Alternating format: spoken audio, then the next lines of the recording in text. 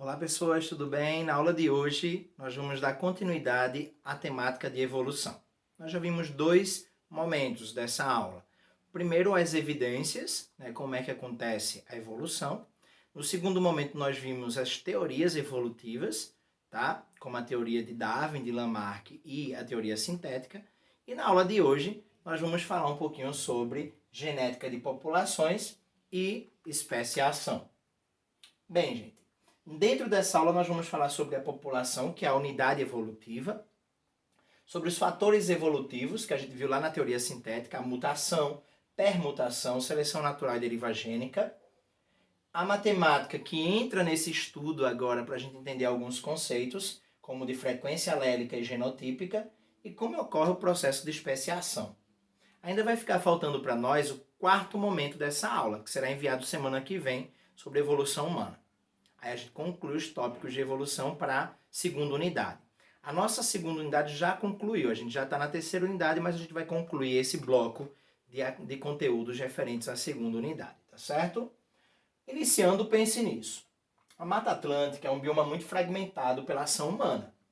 É o local em que vivem as 4 espécies de micos-leões. Cada espécie ocupa apenas uma região, ficando assim separadas geograficamente. Os poucos micos-leões de cada espécie vivem em pequenos grupos e passam a maior parte do tempo em árvores, como mostra a fotografia anterior. E está aqui atrás também, a famíliazinha de micos-leões dourados, que é o Leontopithecus rosalia, nos arredores da reserva biológica do Poço das Antas, no Rio de Janeiro. A fragmentação do território separa as populações e reduz o número de indivíduos em cada uma delas, levando à homogeneização genética. No caso desses macacos, exemplares de zoológicos do mundo têm sido trazidos para aumentar a variabilidade genética da população e também para recompor o número de indivíduos necessários a uma população viável. O mico-leão dourado mede cerca de 60 centímetros. Aí vocês têm essas perguntinhas, respondam, pausem o vídeo e façam as respostas e depois no final da aula tentem respondê-las novamente e ajustar o que for necessário. Por que existe tendência de homogeneização genética dos indivíduos em populações pequenas? Por que essa tendência pode colocar em risco de extinção uma espécie? Por que isso não ocorre em populações grandes? Por que é importante que uma população tenha um número viável de indivíduos quando se pensa em sua preservação? O que significa um número viável? Qual é a importância evolutiva do aumento da variabilidade genética das populações? Respondam. Gente, falando sobre frequências alélicas e genotípicas, a gente vai falar um pouquinho sobre matemática. Qual a importância da gente calcular as frequências alélicas e genotípicas? É importante para a gente conhecer a composição genética de uma população através do cálculo dessas frequências. Tá? A frequência alélica e a frequência genotípica, a gente vai pegar para calcular o exemplo, para esse cálculo do exemplo, a gente vai pegar essa população aqui. Ó.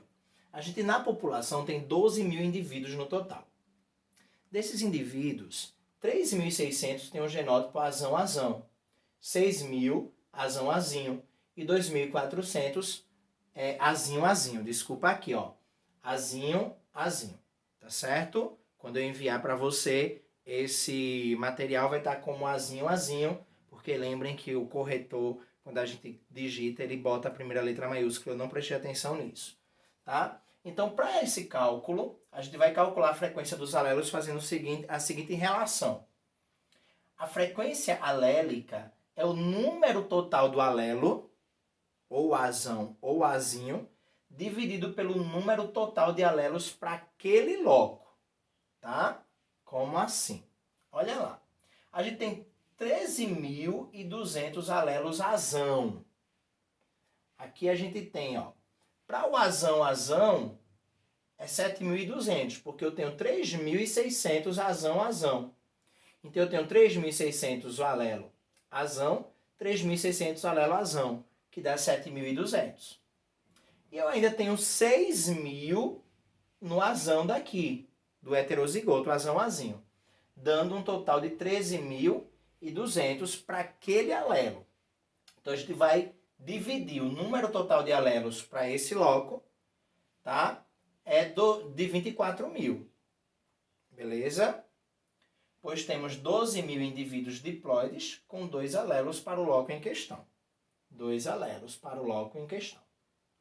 Então, a gente vai dividir 13.200, que é do azão, por 24 mil e vai achar o valor de 0,55, ou 55% de frequência alélica.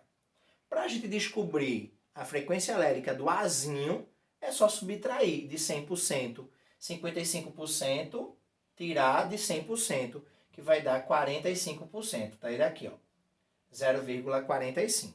Ou lembrem que a soma das duas frequências tem que ser igual a 1. Normalmente a gente utiliza mais o valor sem ser a porcentagem, tá? Nesse caso. Então ficaria 0,55, 1 menos 0,55, que dá 0,45. Então a gente tem a frequência alélica do azão 55% e do azinho 45%. Mas a gente poderia também fazer o cálculo para descobrir. Mas é muito mais fácil fazer a subtração, já que achou um dos alelos. Essa frequência alélica, tá, também pode gerar um cálculo de frequência genotípica. A frequência genotípica desses alelos, aí ele veio novamente azão, azinho, mas lembrem que aqui é azinho, azinho, tá? A gente vai usar a seguinte relação para fazer a frequência genotípica. O número de indivíduos com determinado genótipo dividido pelo número de indivíduos da população. Ó, azão são 3.600. A gente divide pelo total, 12.000, que dá 30%. Azinho são 6.000. A gente divide pelo total, que é 12.000, dá 50%. E azinho são 2.400. Dividindo pelo total, dá 20%. Então, a gente encontra aqui as frequências genotípicas, que tem a ver com o genótipo. Perceberam que não é tão difícil, né? Só que isso daí é para uma população pequena, de certa forma. Quando a população é muito grande, a gente tem outras formas de entender essas frequências, tá? Então, um cientista, dois na verdade, chegaram a elucidar o mesmo entendimento, a mesma teoria, ao mesmo tempo, de forma independente. Foi o Hardy e o Weinberg. São dois cientistas diferentes. Eles disseram o seguinte, ó, em uma população infinitamente grande, em que os cruzamentos ocorrem ao acaso e sobre a qual não há atuação de fatores evolutivos, as frequências alélicas e genotípicas permanecem constantes ao longo das gerações. Em 1908, esses dois cientistas formularam essa teoria, que é o teorema de Hardy-Weinberg, que só é válido para populações infinitamente grandes, como diz o texto da teoria deles, com cruzamentos ao acaso, que a gente chama de cruzamentos pamíticos, tá? Que é uma mistura de todos. Então, todo mundo ali pode se reproduzir, cruzar, e isentas de fatores evolutivos, como mutação, seleção natural, migrações e derivas. Então, aquela população está perfeitinha ali. Ninguém sai, ninguém entra, tudo ali está perfeito, tá? Não tem mutações e não tem fatores evolutivos. Populações com essas características, eles disseram que estão em equilíbrio gênico. Os genes estão todos equilibrados. E as frequências alélicas e genotípicas se mantêm constantes. A importância desse teorema é o seguinte: ele estabelece um modelo para o comportamento dos genes. Outra coisa, vai possibilitar estimar as frequências ao longo de gerações e compará-las com as obtidas na prática. E os valores observados significativamente diferentes dos esperados vai indicar que houve fatores evolutivos atuando na população, que ela está evoluindo. Tá? Se os valores observados não forem tão diferentes, pode-se concluir que a população está em equilíbrio, ou seja, não está evoluindo. Aí vamos para a matemática. Tá? Entendam esse caso aqui. Supondo que uma população com as características propostas pelo teorema. Primeiro, a gente vai chamar de P, tá? Aqui o Pzinho, ó, tá? De frequência de gametas portadores do alelo azão. Vai chamar de Q a frequência de gametas portadores do alelo azinho. Os genótipos possíveis aí são azão-azão, azão-azinho e azinho-azinho. E as frequências genotípicas em cada geração serão as seguintes. Azão-azão vai ter a frequência P vezes P. Sei porque o vezes não saiu aqui, rapaz. P vezes P, que é P ao quadrado.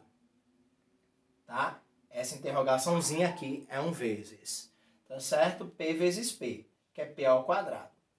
A probabilidade de um óvulo azão ser fecundado por um espermatozoide azão. Como azão é P, então é P vezes P, P quadrado. Azão-azinho é a probabilidade de um óvulo azinho ser fecundado por um espermatozoide. Aqui não é azão-azinho. Mais uma vez, o corretor me arretando. Azinho-azinho é a probabilidade de um óvulo azinho ser fecundado por um espermatozoide azinho. Então, vai ser Q vezes Q quadrado. Azão-azinho são duas probabilidades. De um óvulo azão ser fecundado por um espermatozoide azinho, P vezes Q, PQ, e de um espermatozoide azão fecundar um óvulo azinho, que também é Q vezes P, QP, ou seja, 2PQ. Essa relação seria o seguinte: azão-azão é P quadrado, 2 azão-azinho, 2PQ, e azinho-azinho, Q quadrado. Ok? Quando ele viu isso daí, ele percebeu que isso daqui nada mais era do que um binômio matemático elevado à segunda potência, onde A mais B ao quadrado é A ao quadrado mais 2AB mais B ao quadrado. Chamando P e Q das frequências dos alelos, como a gente viu, e sabendo que a frequência é igual a 1, lembra lá atrás que a frequência total dá 1? Então, P mais Q é igual a 1. A gente chega na seguinte fórmula, que expressa esse conjunto. Se eu colocar um quadrado de Punnett, P vezes P, P quadrado. PQ, QP, ou PQ, e QQ, Q quadrado. Lembrando que tudo isso daí tem que dar igual a 1. P mais Q é 1 e P mais Q é igual a 1. Sabendo que P mais Q ao quadrado é igual a 1 e que P mais Q quadrado é P quadrado 2PQ e Q quadrado, segundo o binômio, a gente chega na seguinte fórmula do teorema de Hardy-Weinberg. Tá? É um nome estranhozinho, né? Se P mais Q é 1, e logo Q é 1 menos P. Então, jogando isso no binômio, P quadrado mais 2PQ mais Q quadrado é igual a 1. Ou, sendo Q 1 menos P, P quadrado mais 2P vezes 1 menos P, que é o Q, mais Q quadrado, que é 1 menos P ao quadrado, é igual a 1. Então, com essa formulazinha aí, a gente tem como determinar as futuras gerações de indivíduos de uma população, e se os valores forem próximos de 1, não mudar muita coisa, aquela população está em equilíbrio, tá? Se aqueles valores forem muito diferentes de 1, a população não está em equilíbrio, está evoluindo. Aí a gente tem aqui como seria essa frequência para só uma imagenzinha representando, né, para essas joaninhas, tá? A frequência alélica para cada uma delas aí seria calculada. Gente, um outro tema da aula de hoje é o de especiação. Desde Darwin, em 1859, até o ano de 1972, acreditava-se em um evento gradual, que os seres vivos iam evoluindo gradualmente, tá? Chamado de gradualismo. Era algo lento e gradual. Em 1972, Jay Gould e Niels Eldredge, os nomes estranhos, né? São estadunidenses, americanos, propuseram a teoria do equilíbrio pontuado. O que é que diz essa teoria do equilíbrio pontuado? É uma nova maneira de entender especiação. Há mudanças graduais, não eram encontradas em registros fósseis. Quando se pegavam vários fósseis, não se via essa mudança lenta. O que se via eram súbitas aparições de espécies fósseis do nada, vamos dizer assim. Lembrem que esse súbito é em tempo geológico, em milhares de anos. tá? Seguidas de longos períodos sem mudança. Então, durante vários milhares de anos não se via mudança e, de repente, pá, mudanças, novas espécies. Eles atribuíram isso aos registros fósseis serem incompletos e falhos, né? Os cientistas até então atribuíam isso. Mas eles discordavam e diziam que era algo real, essas observações, que realmente acontecia, de do nada surgirem várias espécies e passar também vários milhares de anos sem ter evolução. Eles disseram que existem períodos de milhões de anos sem mudanças, mas que de repente surgem novas espécies, uma diversificação diferente, rapidamente. Existiam então períodos de equilíbrio, que eles chamaram aí de teoria do equilíbrio pontuado, tá? Onde em alguns momentos pontuais havia um cenário de equilíbrio constante, surgindo mudanças pontuais dentro desse cenário de mudança constante. Essa teoria ainda tem alguns pontos polêmicos, tá? Por essa nova teoria, o gradualismo acreditava o seguinte, né? Que ia evoluindo gradualmente. Para essa teoria do equilíbrio pontuado, que a gente vai ter ali pontos específicos de surgimento de novas características, evolução, tá? Então, ocorrem em organismos com reprodução sexuada, tá? Essa especiação, e pode ser de dois tipos, especiação alopátrica ou geográfica e simpátrica. Alopátrica vem do grego outra pátria. Então é quando o indivíduo muda de endereço, vamos falar assim, e forma, depois que está naquele novo endereço, aquela população forma novas características, surgem novas características e se forma ali um processo gradual, pontual na verdade, né, de surgimento de uma nova espécie. Essa barreira geográfica separa uma população. Isso pode ser um evento geológico, tá? O surgimento de um cânion, de uma grande montanha, tá? Através das placas tectônicas.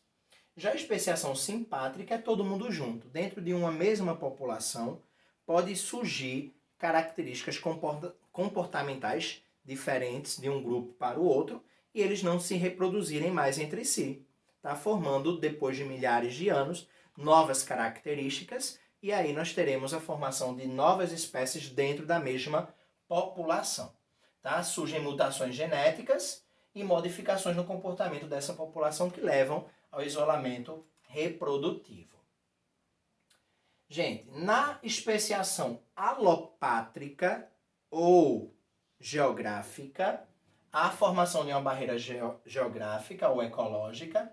Essas barreiras podem ser grandes e áreas de sobrevivências pequenas. Então, uma barreira grande sobrou um pedacinho da área daquela população. A gente chama de refúgio ecológico. Não há troca de genes, não ocorrendo aí troca de alelos entre as duas populações separadas, e os ambientes diferentes vão ter diferentes pressões seletivas. Vão ser selecionados os mais aptos a sobreviverem ali de formas diferentes, pressões seletivas. O acúmulo de diferenças ao longo do tempo vai tornando esses seres isolados reprodutivamente, formando uma nova espécie, duas espécies distintas. Essa barreira pode deixar de existir ao longo do tempo, tá? Do nada, algo aconteceu, ou por exemplo, se separou dois refúgios, uma floresta que foi totalmente degradada, eles não conseguem ter contato. Mas depois de milhares de anos, se recompôs, a floresta se refez e essas duas populações conseguem voltar a se encontrar. Essas espécies podem se encontrar e, dependendo do grau de diferença entre elas, pode acontecer dois eventos. Primeiro, eles estarem isolados reprodutivamente, não conseguirem mais se reproduzir, tá? Porque tiveram um acúmulo de novas características tão diferentes que uma não consegue mais se reproduzir com a outra. Mas pode ser que eles consigam fazer um cruzamento, porque essas diferenças não foram tão acentuadas, o acúmulo de diferenças não foi suficiente para termos espécies distintas. Mesmo que elas sejam um pouco diferentes agora entre si, mas conseguem ainda cruzar. Tá? Aqui a gente tem um gráficozinho mostrando essa barreira geográfica. Tá? Na especiação alopátrica, a gente tem um exemplo aqui no Brasil muito interessante. Tá? Duas espécies de lagartos que vivem ali no Rio São Francisco. O Rio São Francisco, para os cientistas, até 12 mil anos atrás, ele desembocava num lago. Esse lago depois foi se enchendo de água e o rio continuou, formando um percurso até o mar, dividindo essa população única de lagartos que vivia ali, conseguia passar pelo lago de um lado para o outro, agora não consegue passar mais. Então formou-se 2 grupos. E ao longo do tempo se formou aí 2 espécies, a Tropidurus amatitis, tá? Que vive na margem direita do rio, e a Tropidurus divaricatus, que vive na margem esquerda do rio. Eles têm hábitos de alimentação igual, de sobrevivência, tudo igualzinho, tá? Comprimento, o tamanho deles são iguais, eles são idênticos, mas eles não conseguem se reproduzir. Já foi feito testes em laboratório, tá? Esse tipo de especiação que a gente viu, alopátrica. O outro tipo, simpátrica, tá? Esse tipo de especiação simpátrica ela é rara em animais, mas pode ocorrer em anfíbios, répteis e seres partenogênicos, que tem um tipo de reprodução onde a fêmea, os óvulos, desenvolvem machos sem que haja a fecundação. Caso ocorra em outros animais, como humanos ou mamíferos de um modo geral, pode causar esterilidade e deficiências em órgãos internos, então não é viável. Tá? É muito comum em plantas, onde surgem algumas espécies por mutações ou aberrações cromossômicas, que a gente chama de poliploidia. Essas mutações podem ocorrer por 2 mecanismos, a autopoliploidia e a alopoliploidia. A autopoliploidia é um acréscimo de cromossomos da própria espécie. Como é que isso acontece? Através das mitoses, houve um acréscimo de cromossomo, ou através de meioses anômalas. Mitoses anômalas na divisão do zigoto, ou meioses anômalas na gametogênese, na formação dos gametas. Formam-se aí indivíduos triploides ou tetraploides. Lembrem que os indivíduos eles são diploides, normalmente. As células gaméticas viram haploides, né? Então alguma anomalia aconteceu formando aí indivíduos triploides ou tetraploides. Os indivíduos autopoliploides ímpares, ou seja, triploides, são em geral estéreis, porque quando os gametas se unirem, não consegue formar o conjunto numérico correto. Já os autopoliploides pares, tá? Os tetraploides, por exemplo, em geral são férteis, em geral, apresentando fenótipos mais desenvolvidos, como é o caso de batatas, cafés e amendoins, que são mais ricos, vamos dizer assim, né? É como se fosse também uma forma de engenharia genética que pode ser feita para chegar a esse resultado. A alopoliploidia, diferente da autopoliploidia, que é um acréscimo de cromossomos da própria espécie, a alopoliploidia é a fecundação entre gametas de espécies diferentes, que origina-se aí um ser híbrido. Você já deve ter escutado falar deles, que são geralmente estéreis. O zigoto ele pode se duplicar numa mitose anômala e gerar um indivíduo fértil. Pode acontecer dentro da alopoliploidia, dentro do híbrido, formar uma autopoliploidia no híbrido, tá? E isso gerar um zigoto fértil. Em 1928, o russo Karpechenko cruzou um rabanete com um repolho e obteve um híbrido estéril. Mas alguns híbridos desse cruzamento geraram gametas sem redução meiótica e formaram uma espécie fértil. Ele queria ter uma plantinha nova, né? Como eu disse, é muito comum em plantas. Ele queria ter uma plantinha nova com raiz de repolho, raiz de rabanete e folha de repolho. Tá? E nasceu o contrário, com folha de rabanete e raiz de repolho. Algo do tipo assim, né? Então, nesse tipo de especiação simpátrica, dentro da mesma população vai surgindo novas espécies, tá? Outros mecanismos de isolamento reprodutivo que fazem parte da especiação. O isolamento ele não se refere à esterilidade entre as espécies, lembrem disso.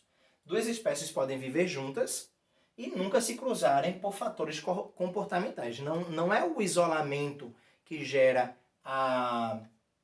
esterilidade entre as espécies, delas não se reproduzirem, pode ser fatores comportamentais, como é o caso dos patos de água doce, o Anas platyrhynchus e o Anas acuta.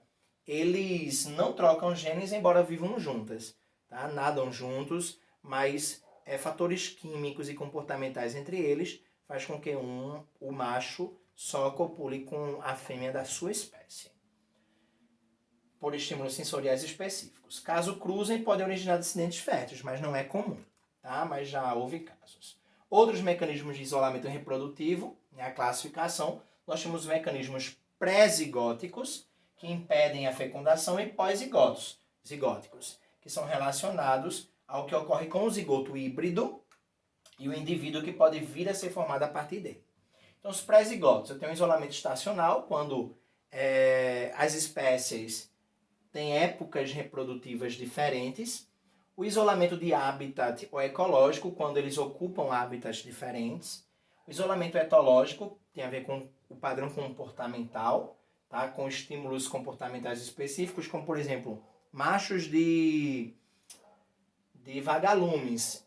A fêmea só se atrai pelo macho da sua espécie porque cada espécie tem uma cor de luz emitida diferente, que vai do branco ao laranja, passando pelo verde, azul e vermelho, tá? Também o tempo de acender e de apagar é diferente, então são comportamentos específicos. O coachar de sapos também. Cada sapo tem um coachar diferente e a fêmea entende o coachar do macho. O isolamento mecânico também é um mecanismo pré-zigótico, antes do zigoto ser formado, tá? Tudo isso aqui. Diferença nos órgãos reprodutores, que impede a cópula. São espécies diferentes, que são parecidas entre si, mas quando vai copular, o órgão reprodutor deles não consegue encaixar. A mortalidade gamética, que é o sistema genital feminino, no caso, consegue copular, mas o sistema feminino daquela espécie mata os espermatozoides de outra espécie. Tá? É um fenômeno fisiológico.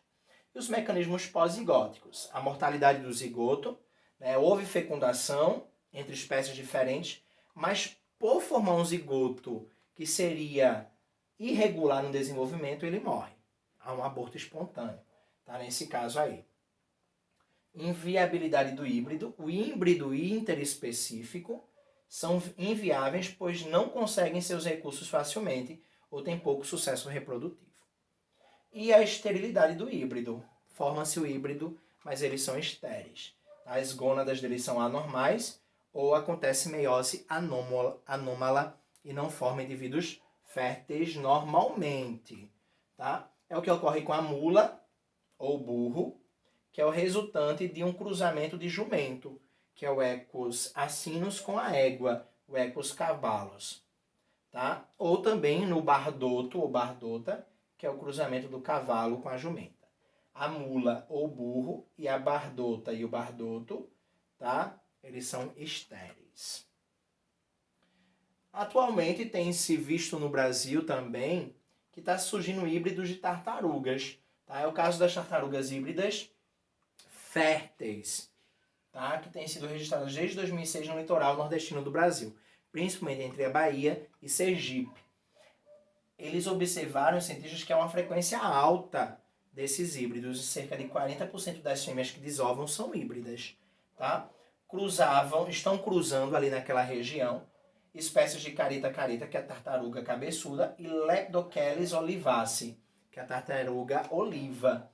E isso está acontecendo porque o número de adultos das duas espécies está muito baixo. A população está pequena, então elas estão cruzando entre si, né, entre as duas espécies, formando híbridos férteis, por uma necessidade.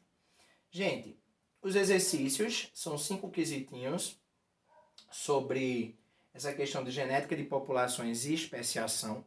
Eu espero muito que você tenha entendido. Lembre lá da questão do azinho que eu falei, tá certo? E do vezes naquela questão que não entrou ali no slide, tá bom? Na próxima semana eu envio o tópico 4, evolução humana, e a avaliação do segundo bimestre. Tá? A gente atrasou um pouquinho mais, não tem por que correr. Aos poucos a gente vai trabalhando, tá bom? Por hoje é isso, até mais.